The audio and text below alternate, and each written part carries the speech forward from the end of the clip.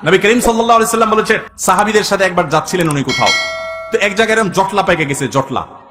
জটলা পাকা দেখে নবী সাল্লাল্লাহু আলাইহি সাল্লাম জিজ্ঞাসা করলেন, কি হচ্ছে এখানে? বললেন যে, ইয়া রাসূলুল্লাহ, এখানে কুস্তি চলতেছে, এক বীর, মারাত্মক শক্তি তার সাথে কেউ পারতেছে না, যে আসতেছে একটার পর একটা সবগুলারে কাজ করে ফেলা দিচ্ছে, তার সামনে কেউ পারতেছে।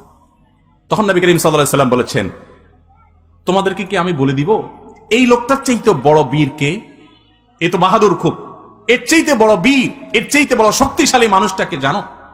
সাহাবীরা বলেন, ইয়া রাসূলুল্লাহ, অবশ্যই বলেন, এর চাইতে বড় শক্তিশালী মানুষকে আমরা তো জীবনে দেখি নাই, কে সে? তো নবী সাল্লাল্লাহু আলাইহি সাল্লাম বলেছেন, আসো, তার সাথে পরিচয় করাই। এই লোকটা যে অনেক বেশি শক্তিশালী, সে অনেক বড় কুস্তিগীর, সে সব মানুষকে কুপকাত করে দিচ্ছে।